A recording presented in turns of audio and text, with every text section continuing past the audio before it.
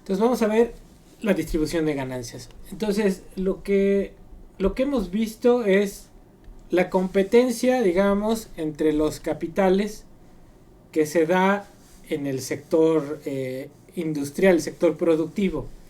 Entonces, la determinación del precio de producción es lo fundamental. Entonces, el precio de producción, si hablamos del precio de producción medio, pues ese nos estará determinando el valor en términos sociales del determinado producto en una industria, digamos, que está determinado por esas condiciones medias, ¿no? El capital medio más la plusvalía media, ¿no? Más la tasa de ganancia media por, digamos, ese capital medio y la plusvalía media, ¿sí? Entonces, este precio de producción nos está determinando el valor social, el valor, la determinación del valor en términos sociales de determinado producto en una industria, pero lo importante es que estas condiciones nos están determinando primero una tasa de ganancia media, ¿no?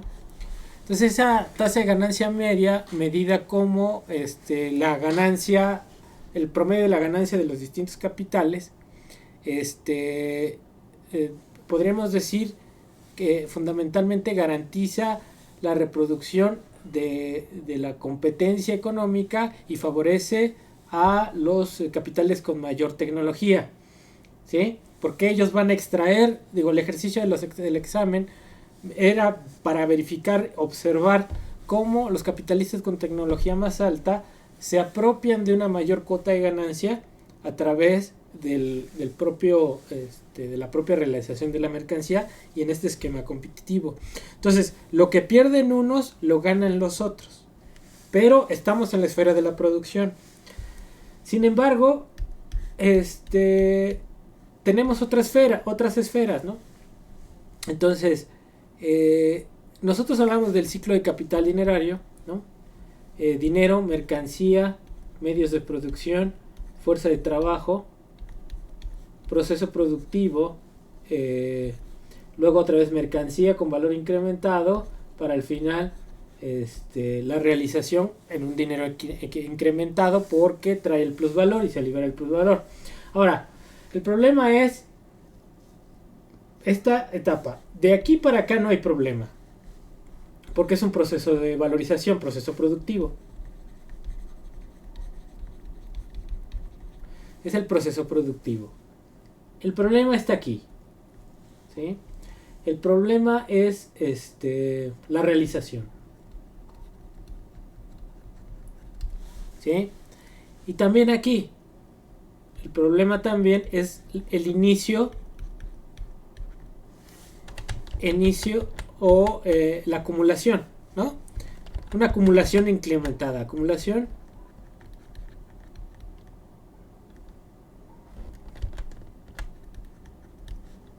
en escala ampliada.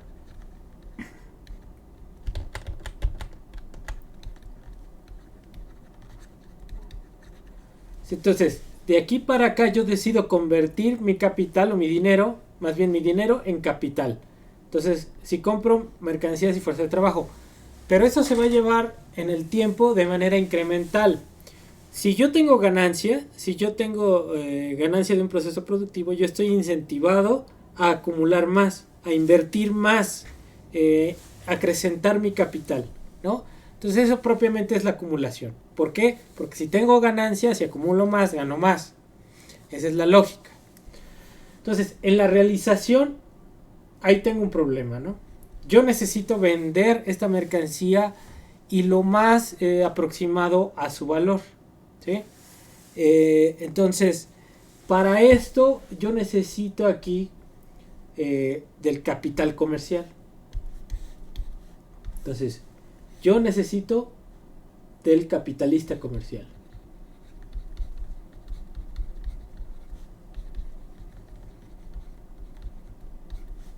Y para esta parte, la acumulación, yo puedo necesitar del capitalista financiero. Si estoy pensando capitalista financiero, pues puedo pensar en bancos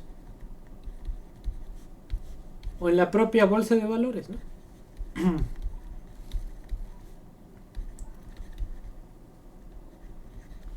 Entonces, pero si yo requiero entrarle con los bancos y la bolsa de valores, yo sé que una parte de esa ganancia media, una proporción, vamos a poner alfa. Esa proporción, esta alfa, está entre, digamos, entre 0 y 1, ¿no? Una proporción de esa ganancia tiene que ser el pago al sector financiero. Entonces, un porcentaje de esa ganancia media se refiere al pago de intereses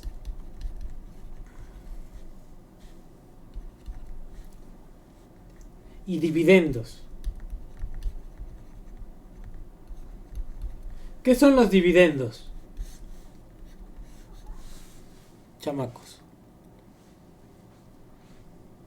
Pues es lo que le toca a cada trabajador de las utilidades, ¿no? De la empresa. Pero si estamos hablando del sector financiero, los dividendos, eso de que estás hablando son utilidades, ¿no? Las utilidades que se reparten hacia los trabajadores por ley.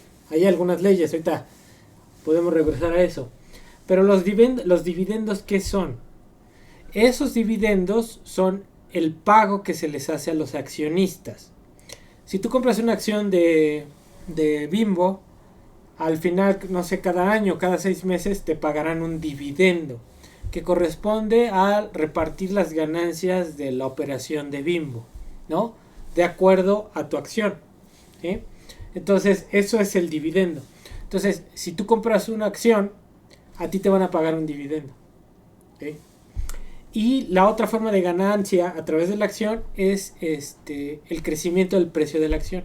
Entonces, tú puedes decidir si te esperas a tu dividendo o vendes la acción en el momento que en el mercado financiero te convenga venderla, ¿okay?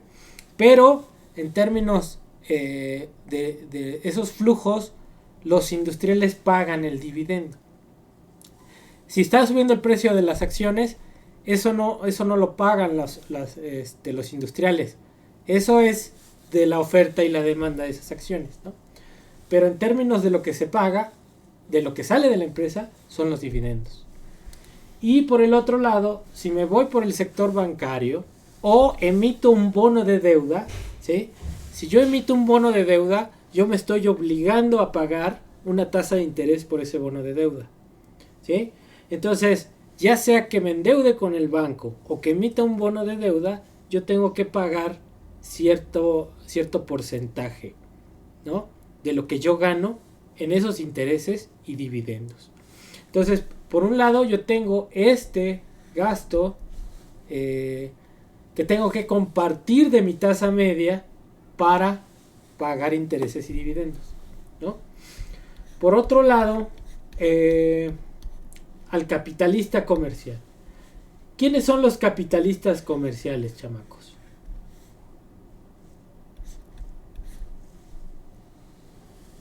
Ejemplos de capitalistas comerciales.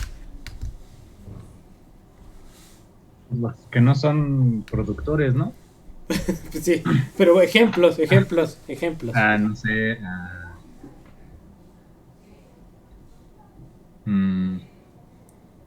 ¿Rappi? A ver, Luis Fernando. Sí, bueno, yo lo vi. A ver, Rappi, a ver, Luis Fernando. Estaba pensando, por ejemplo, en una empresa con cuidado con el pago, que no hace su propia ropa, sino que tiene proveedores. Ajá. Entonces no sé si los proveedores pueden ser capitalistas comerciales. Bueno, si el proveedor produce la tela, pues no es capitalista comercial, ¿no? Él produce tela. Algunos que no son. Yo trabajé ahí, acuérdate, ¿no? Entonces, okay. No, algunos no. Pero entonces son intermediarios, ¿no? Exactamente. Compran una tela barata a otros Ajá. y el estampado a personas, como por ejemplo tengo un vecino acá abajo que hace eso, Ujú. estampan y así los venden a los proveedores y los proveedores lo venden a un precio incrementado a las empresas. Entonces, por ejemplo, aquí dice Joaquín, Walmart. Ese es un ejemplo. ¿Sí? Walmart produce, no, algunos productos que se dicen que son de Walmart, pues nada más estén reetiquetados, ¿no? Entonces, pero Walmart, ¿qué otro? Pues todas esas tiendas grandotas, o incluso, por ejemplo, ¿cómo se llama? Electra. Ya no es, ya, sí hay Electra, ¿verdad? Electra. ¿Cómo se escribe Electra? Con K, ¿no? Sí, con K. Electra. Ellos no son productores, ¿no? Entonces estamos hablando de que se dedican a la venta, a la distribución. Electra, Walmart. Venta, ¿no? Por ejemplo, Telcel nos ofrece lo que vende es un servicio de internet, pero también te vende los celulares. Entonces también es intermediario, productor intermediario. Produce un servicio, pero te vende el celular que ellos no producen, sino te lo revenden. Ok, bueno. Pero ¿por qué es importante para cualquier productor recurrir a estos capitalistas? ¿Por qué? ¿Por qué es importante? Amplían, aparte de que amplían la distribución, amplían también eh, su ciclo también de la producción. Ya una vez entregado, pues ahí se genera el ciclo de que ya el consumidor va y elige su producto y ya ahí se vuelve a generar de nuevo el ciclo. Sí, es importante porque aquí ellos encuentran un lugar donde distribuir sus productos. Por ejemplo, está la página de Highway, ¿no? Y ese es un lugar en donde ellos venden directamente su producto. Pero, por ejemplo, si quieres expandir la colocación de tus productos, pues tienes que recurrir a estos intermediarios, ¿no? Que ellos lo que tienen es que, por ejemplo, tienen un monopolio de los canales de distribución, ¿sí? Entonces, ¿por qué vas a Walmart y no te quedas a la tiendita de la esquina? Porque en Walmart vas a encontrar más baratos los productos que podías comprar en la tiendita de la esquina. Porque vas a encontrar mayor cantidad de productos y en general ahí vas a encontrar distintas marcas de productos, ¿no? Entonces es un mercado, de hecho ellos construyen un mercado, monopolizan un mercado, ¿no? La colocación de los productos. Entonces, ¿qué tiene que pasar? Pues que el capitalista productivo, ¿cómo le hacen? Estos cuates le dicen, a ver, al capitalista productivo, ok, ¿quieres vender tus productos? Yo te los recibo, consignación. ¿Saben lo que es dejar productos a consignación, chamacos? ¿Un almacén? No, consignación, o sea, imagínate que tú produces tenis. Yo soy Walmart y te digo, a ver, si yo te recibo tus productos a consignación, ¿qué es? ¿Que yo te los recibo? Yo no te los compro, te los recibo, ¿sí? Si yo los vendo, te cobro un porcentaje de esa venta. Y si yo no vendo, tú tienes que ir a retirarlos, a cambiarlos o lo que sea, ¿sí? Entonces, eso es consignación, ¿sí? Entonces, Walmart no pierde, ¿no? Entonces, a ti te compra hasta que vende. Si no vende, no te paga, ¿no? Y si no vende, te regresa tus productos. Órale, llévate tus cosas y ya. Entonces, eso es consignación. Entonces, Walmart lo que ofrece es el lugar donde los consumidores pueden encontrar el producto. Eso es lo que ofrece Walmart. A cambio de eso, tú como productor tienes que compartir un porcentaje de esa ganancia. Entonces encontramos un beta de la tasa media de ganancia, ¿no? Que sería ese pago por los servicios de venta. ¿Sí? Entonces, al final, lo que le queda al capitalista industrial, ¿sí?, de esta ganancia media, menos alfa de la media, menos beta de la tasa media, ¿no? Entonces, la ganancia al final del capitalista, pues es igual a 1 menos alfa menos beta por la ganancia media, ¿sí? Esto es lo que le resta, esta es la ganancia del capitalista industrial.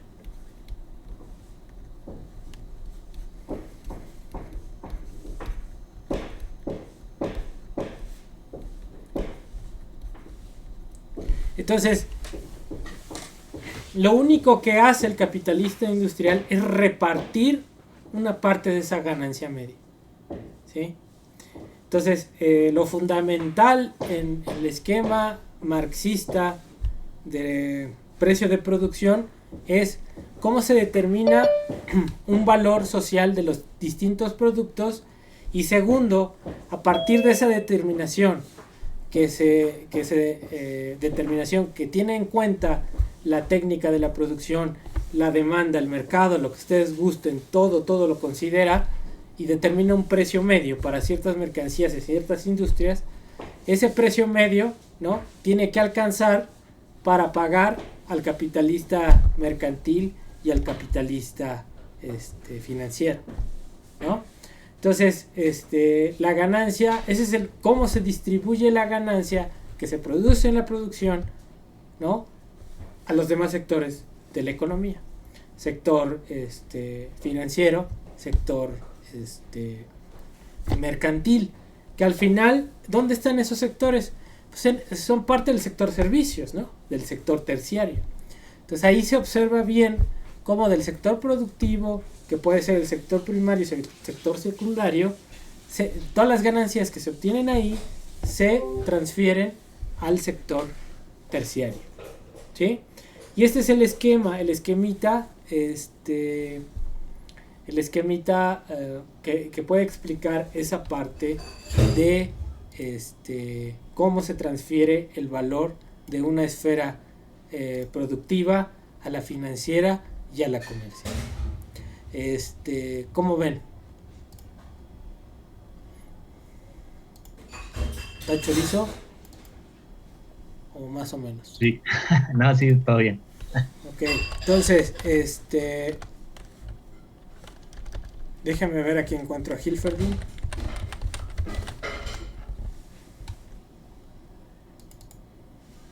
Y pues vamos a leer una parte que es importante leer aquí.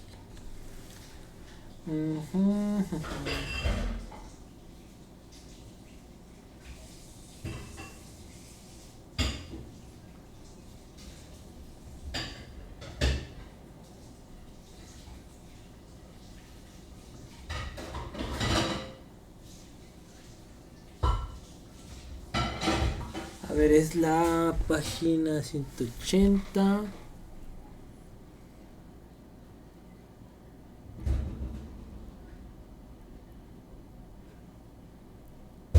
Déjenme ver si encuentro aquí. Ese es 180. A ver.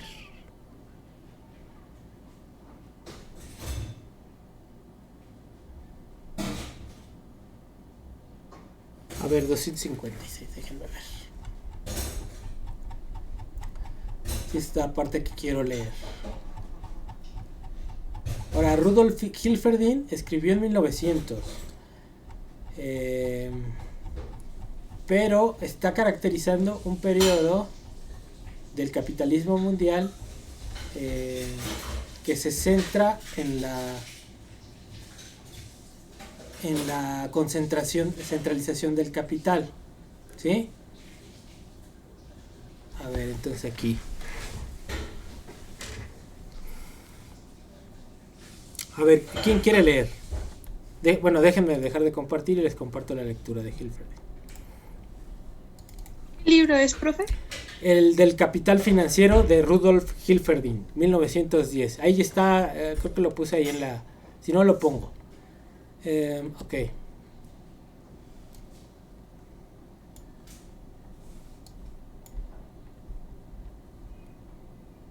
A ver. Dice, vamos a leer aquí. Dice, a ver, aquí, ¿quién quiere leer? Yo, profe. A ver.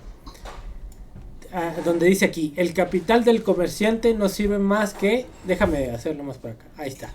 El capital del comerciante.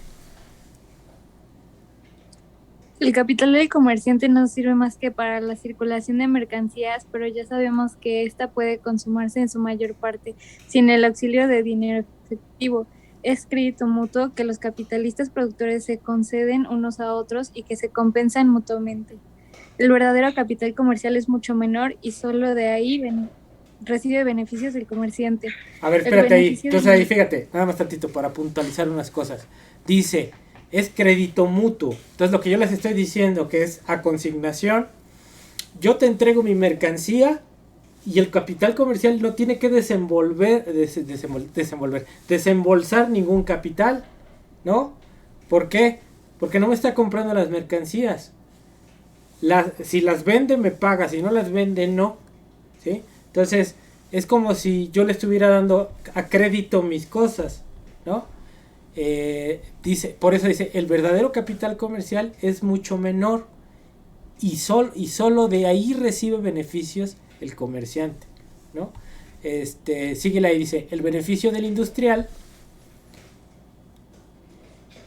El beneficio del industrial depende del capital total, siendo completamente igual que pertenezca al industrial o que se haya concedido como crédito, pues capital de producción. El beneficio del comerciante no depende más que del capital realmente empleado, pues no es capital de producción, sino que únicamente ejecuta las funciones de capital monetario y capital mercantil. El crédito no significa que en este caso una simple separación de propiedad y con ello una división de beneficios, sino una disminución absoluta de capital y con ello del beneficio que recae sobre la clase comerciante y que han de pagar a estos los capitalistas industriales. El crédito disminuye aquí directamente los gastos de circulación, lo mismo que el dinero de papel, por ejemplo. Entonces aquí lo que está diciendo es que el hecho de que yo tenga que le dé mis mercancías al comerciante, también me ahorra a mí. ¿En qué sentido? Como si yo soy productor y voy a vender mis zapatos, pues yo tendría que poner un lugar de distribución de los zapatos. Y si yo no quiero meterme en esa cuestión, pues mejor se los doy a Walmart para que los venda, ¿sí? Y ahí me estoy ahorrando una lana de poner el local donde voy a vender los zapatos y pagar a la gente que va a vender los zapatos. Entonces mejor me voy con el capitalista comercial, le dejo mis cosas, yo no desembolso más que un porcentaje de ese precio. Entonces lo que yo tengo que evaluar como el capitalista industrial, si a mí me conviene dejarle mis cosas y cederle una parte de la ganancia o poner mi propio negocio de venta, de distribución, ¿sí? Entonces dice lo que sigue. A ver quién quiere leer otra parte. Muchas gracias, María. ¿Quién quiere leer, chamacos? A ver, no se hagan.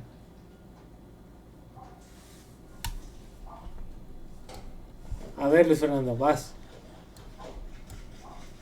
De el beneficio comercial, ¿cierto? Pero el beneficio comercial, sí. Okay. El beneficio comercial es una parte de la plusvalía total creada en la producción. Cuanto mayor sea la parte que recae sobre el capital comercial, lo menor será, por las mismas circunstancias, parte de los industriales. Existe, consiguiente, un contraste de intereses entre el capital industrial y el comercial. ¿Sí? Síguele. Estos intereses contrapuestos nace una lucha que termina finalmente la derrota de una parte mediante el nacimiento de relaciones capitalistas de dependencia. Estas luchas de intereses del capital decide mayor o menor fuerza de capital. Sin embargo, no hay que concebir esta solo cuantitativamente. En toda la exposición que hemos hecho hasta ahora vemos que también tiene importancia la forma del capital. La disposición de capital monetario, bajo las mismas condiciones, es la que concede mayor superioridad sobre los demás, que tanto los industriales como los comerciales, a medida que se desarrolla el sistema del crédito, dependen cada vez más del capital monetario. Sí, realiza también en formas diversas la dependencia de la industria y el comercio. ¿Sale? Entonces aquí lo que está diciendo es, esta cesión de la ganancia entre los industriales y los comerciales depende de una relación de fuerza. Por ejemplo, ahorita en la pandemia, ¿quiénes fueron los mayores beneficiados de la pandemia?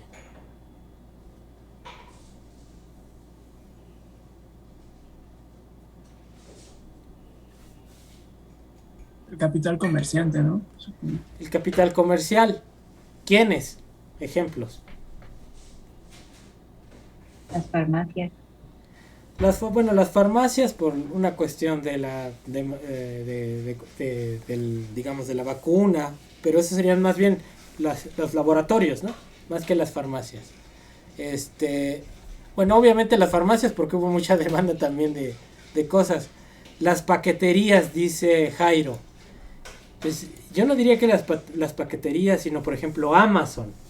¿Amazon qué es?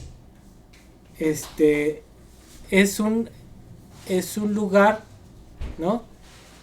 El que distribuye productos. Pero lo más importante es que el capital de Amazon ya no es como el local de Walmart. Walmart también fue de los que más ganó en esta pandemia. Walmart y no me acuerdo cuál otra. Pero fue, digamos, Walmart y Amazon. Entonces la diferencia entre Walmart es que Walmart necesita tener un capital para poner las tiendas, ¿no? Para poner los locales. Necesita pagar salarios, necesita hacer otro. Amazon, si bien también necesita tener una infraestructura para poner la página, y también necesita gente para estar trabajando ahí, digamos, a mí me parece que sería un capital menor que lo que necesita Walmart para hacer la distribución. Ahora, Amazon ha minimizado muchos costos, ¿no? No es lo mismo tener una tienda, pagar a la gente encargada de la tienda, que como Amazon pagas a los les pagas una parte poquita a los distribuidores. A los distribuidores, y me refiero a quiénes, a las paqueterías, ¿no? Entonces, por ejemplo, ¿cuál es una característica?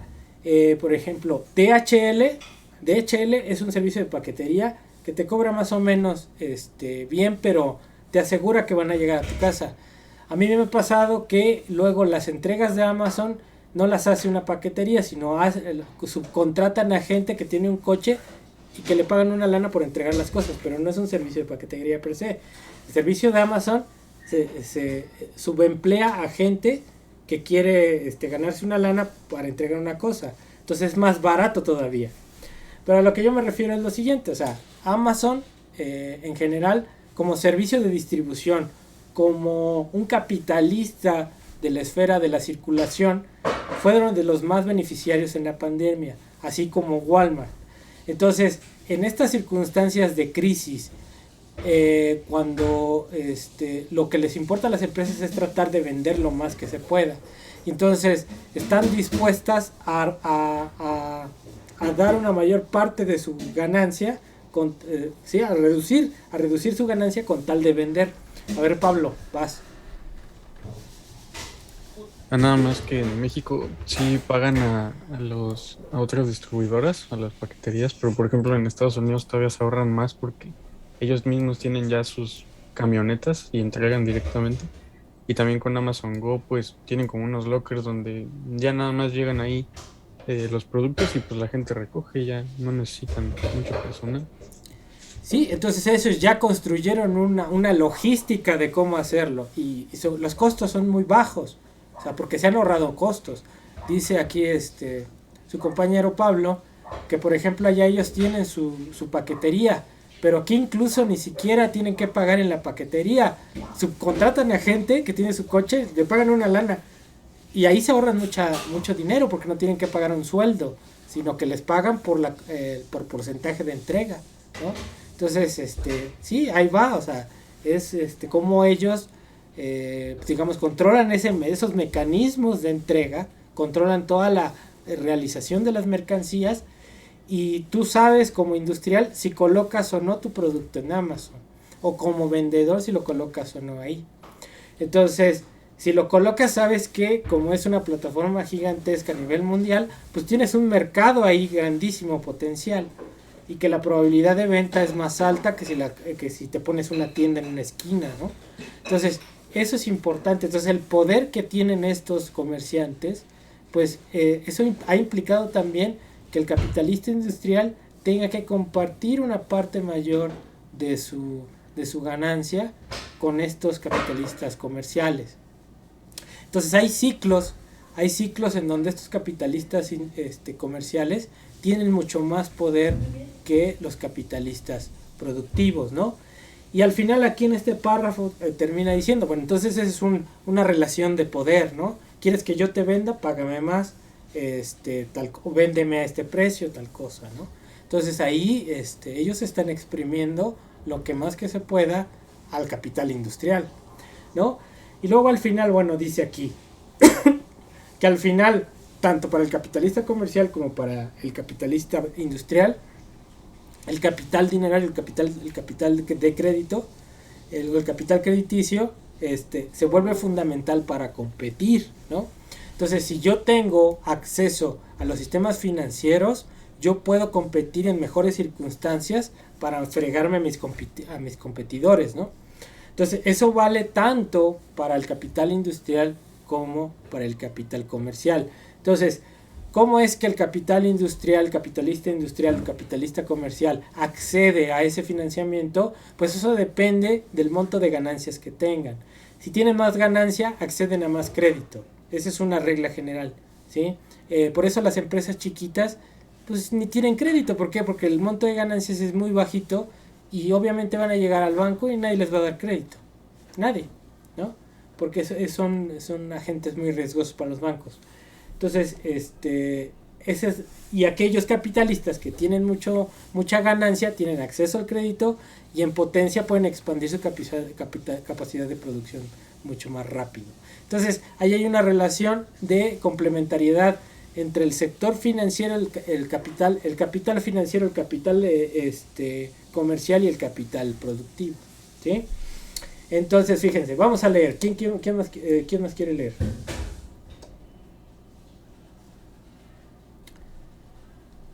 Ya no se aventen, no se amontonen, ¿no? ¿Nadie? Hijos de mi alma. A ver, Ana dice, mientras dominaba. ¿Es en qué por dónde está? Aquí donde está mi manita, dice, mientras dominaba. A ver si la ves. Donde voy a subrayar. Ahí está. ¿Ya viste? No sé si soy yo. Se trabó, Se trabó la pantalla. Ah, ¿me trabé yo? A ver, espérame. Entonces déjenme volver a compartir. A ver. ¿Ya? Ok, sí, ya. Mientras dominaba la libre competencia, el comercio podía aprovechar en beneficio propio la lucha de competencia entre los industriales, sobre todo en aquellas ramas de la industria en que la producción aún estaba muy dispersa relativamente y la concentración estaba ya muy avanzada en el comercio. Uh-huh. Entonces aquí lo que está diciendo es, en un sistema donde hay mucha competencia, los comerciales tienen más fuerza, ¿sí? Pero en un sistema donde tienden a ser los mercados muy concentrados, los industriales tienen más fuerza que los comerciantes, ¿sí? Entonces, a ver, ahí les va. Dice, vamos a seguir ahí, Ana, por favor. Dice, en el mismo sentido actuaban también, ahí voy, las relaciones de crédito. Dice, ahora sí, mientras el crédito, vas. Mientras el crédito aún era preferentemente crédito de pago y los bancos ponían crédito a disposición, sobre todo del capital comercial, la superioridad financiera estaba del lado de los comerciantes con mayor frecuencia. Utilizaban esta superioridad para presionar en la compra sobre los precios de los productores e imponerles condiciones de entrega y de pago que les permitían llevarse la crema de las ventajas de la alta coyuntura y cargar en parte las pérdidas de la depresión sobre los fabricantes.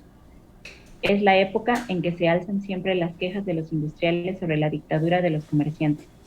La conducta de los comerciantes les sirve después a los industriales como uno de los motivos de especificación para la formación de cárteles. Esto varía fundamentalmente al cambiar la relación de los bancos con la industria y al nacer las asociaciones capitalistas de la industria. Ok, entonces fíjense lo que está diciendo aquí Hilferding. Mientras perdure la competencia, como en esta etapa globalizadora, en donde hay una competencia recalcitrante, ¿no? Entonces, ¿qué tienen que hacer? Los comerciantes se han vuelto muy importantes para la realización de los productos. Y entonces ustedes entran a Amazon, o este auge de estas tecnologías tiene que ver con esta también etapa del capitalismo competitivo muy fuerte a nivel mundial, ¿sí? Entonces, aquí adquieren mucha importancia los comerciantes. Y los comerciantes tienen una capacidad de negociación para imponerles condiciones a los productores para colocar su producto. Entonces, ¿qué es lo que va a pasar? Si llega un momento en que se pueden asociar los productores, van a romper esta relación de dependencia con los comerciantes. En el sentido de que, como están compitiendo, pues compiten por precio y calidad, ¿sí? Entonces, eso redunda en una disminución de la tasa de ganancia de los productores, ¿no? Porque están compitiendo y están cada vez mejorando las cosas, tienen que gastar, entonces, y tienen que ofrecer el precio muy competitivo.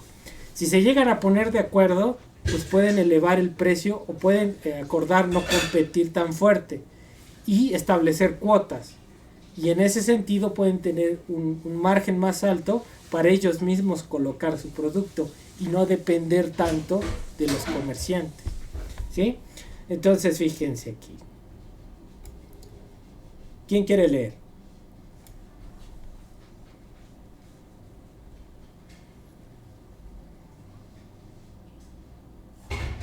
Yo, profe. A ver, Alejandro, las asociaciones. Sí. Dice, las asociaciones industriales parciales disminuyen por de pronto el comercio. Las combinadas lo hacen directamente al hacer superfluas las operaciones comerciales en general. Pero las asociaciones monopolistas tienen la tendencia a suplir la independencia del comercio. Hemos visto que solo es posible un control real sobre el mercado cuando las mercancías se venden desde un puesto central.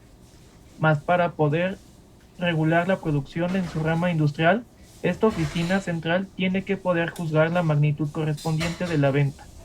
Además, la magnitud del consumo depende siempre del nivel de precios. Por consiguiente, la estipulación de precios tiene que ser hecha hasta su último estadio por la asociación monopolista. No debe dejarla en manos de factores independientes de ella. Pero estos lo son, en primer lugar, los comerciantes.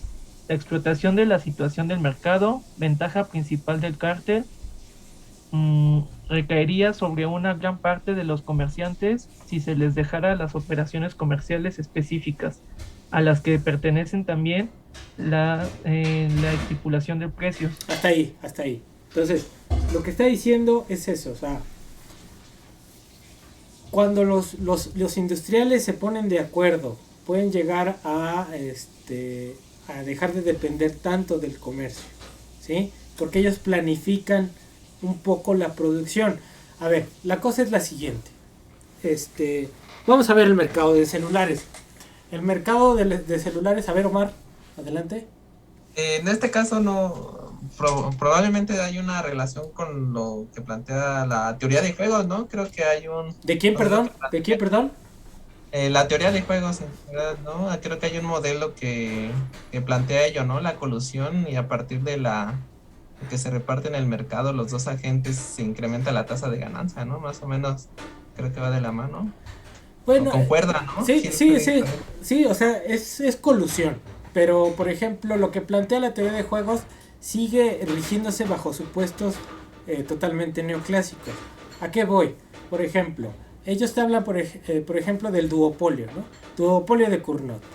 Y el duopolio de Cournot supone que dos empresas se reparten el mercado y que estas dos empresas tienen la misma tecnología, ¿no?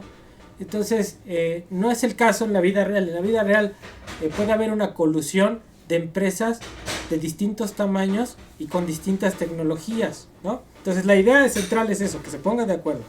Pero hay que ir más allá de los supuestos de la teoría neoclásica. Lo que describe Hilferding es lo que pasó en 1800 hasta 1929, digamos, ¿no? Hasta la primera crisis del 29, a esta crisis financiera del 29. Pero sí es colusión, o sea, al final, en ese periodo, la industria se cartelizó. ¿Qué es un cártel? Coludirse. Y también había dos formas ahí. Es la cartelización y las fusiones.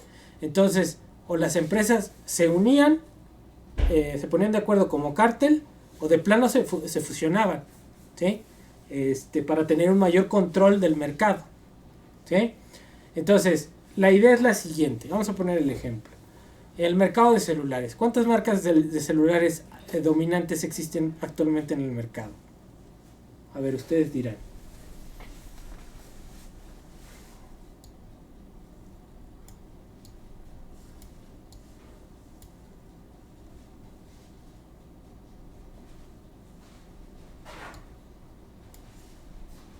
¿No? Pues está Samsung, está iPhone, están y los chinos, que es Highway, y ¿cómo se llama la otra? Xiaomi, ¿no? Entonces yo creo que los más importantes son esas cuatro. Existen las demás, pero los más importantes a nivel de mercado son esas cuatro. Entonces, yo les preguntaría, ¿estarán ciertas de que tienen que estar innovando continuamente? ¿Sí? Y eso implica gastos, y eso implica estar ahí investigando, ¿sí? Entonces, para vender cada vez más. Entonces colocan productos por todos lados, ¿sí? Esperando vender cada vez más, ¿sí? Pero no saben si esos productos que colocaron aquí y allá se van a vender. Entonces no están ciertos de cuál es la producción pues más o menos exacta que tienen que realizar de cada tipo de producto. ¿Por qué? Porque están compitiendo. Entonces puede que alguna innovación pegue y alguna otra no, ¿sí? Entonces así trabajan, innovan y lanzan, pero no hay una planificación para disminuir los costos, en el sentido de que, a ver, si yo produje 100 celulares el año pasado y mi mercado está creciendo el 5%, pues voy a tratar de producir un poco más, ¿no?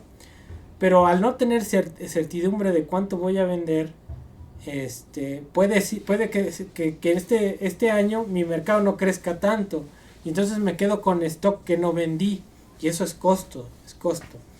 Entonces, si se pusieran de acuerdo en términos de las cuotas de mercado que les toca, que se pusieran de acuerdo, no tendrían que gastar tanto en innovación, y no tendrían que, producir a lo loco, ¿no? Sin certidumbre. Si se ponen de acuerdo, a ver, a ti te toca tanto, produce tanto, tal, ¿sí? Y entonces no se están peleando. Entonces eso implicaría un nivel de control, ¿no? Que no se tiene en competencia, ¿sí? Entonces, ¿cómo puedes adquirir ese control, ese nivel de control? Si estás compitiendo, pues es comerte al otro, ¿no? O sea, yo voy a controlar a Apple cuando lo compre. Voy a controlar a Samsung cuando yo lo compre, ¿no? Entonces, ese es el proceso que ha pasado en estos últimos 30 años, ¿no? No hay acuerdos y las empresas lo que están esperando es controlar al otro, ¿no? En un momento de debilidad, comprarlo, ¿sí? Una fusión, una adquisición, ¿sí? Entonces, a ver, vamos a leer esta última parte y ya los dejo en paz, porque se están durmiendo, no sé qué tienen ahí. A ver, ¿quién quiere leer? Ya, la última parte.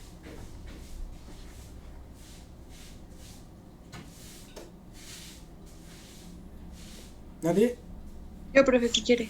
A ver, va Jennifer. Dice, pero ya hemos visto Pero ya hemos visto que la cartelización representa una unión íntima de industria y capital bancario. Por lo general, el cártel dispondrá de la mayor fuerza. Entonces, podrá dictar sus leyes al comercio, pero el contenido de estas leyes conducirá a quitarle al comercio su independencia, arrebatarle la estipulación de precios. Por consiguiente, la cartelización suprimirá el comercio como esfera de inversión del capital, limita las operaciones comerciales, suprime una parte de las mismas y ejecuta el resto de ellas con funcionarios propios, agentes de ventas del cártel. ¿Sí? A ver, vamos a ver.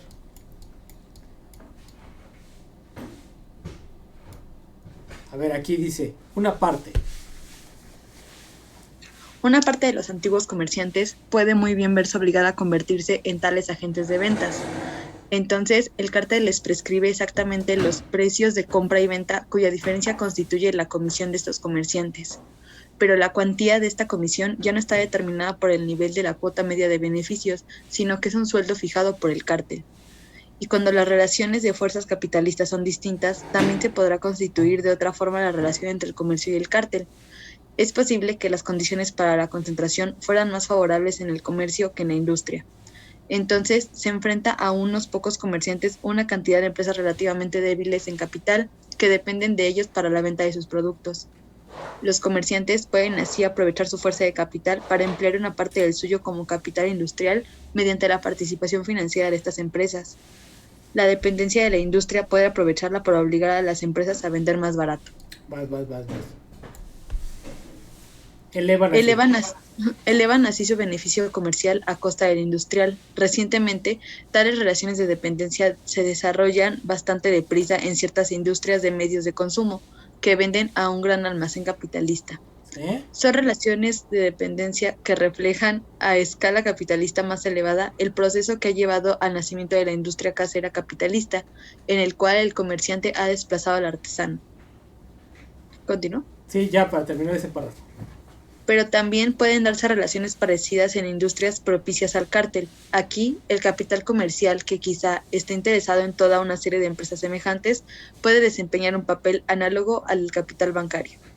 ¿Sale? Entonces, lo que él está describiendo son momentos, ¿no? Entonces es importante entender que esta competencia, la distribución del excedente, es una cuestión dinámica y que va a depender de la fuerza que tenga, la necesidad del capital industrial para valorizar su capital, para la venta, ¿no? El grado de competencia, cuando el capital industrial se están peleando entre ellos, los comerciantes adquieren mucha fuerza, ¿no? Y también el sector financiero, porque yo necesito recursos para innovar, necesito liquidez, entonces necesito que me des crédito para tronarme al otro. Entonces, en esas circunstancias, tanto el capital comercial como el capital financiero se vuelven muy importantes en el sistema como un todo, ¿no? Entonces, ese es interesante, por eso es interesante leer a Hilferding, porque de 70 para acá parecería que se están replicando estas condiciones, ¿no? De la explicación que lleva Hilferding en 1900, ¿sí? Entonces, ahí está la cosa, ¿no? Hasta ahí le dejo más o menos. Es la idea central que quería discutir hoy. Y bueno, entonces, no sé si tengan dudas de esto, chamacos.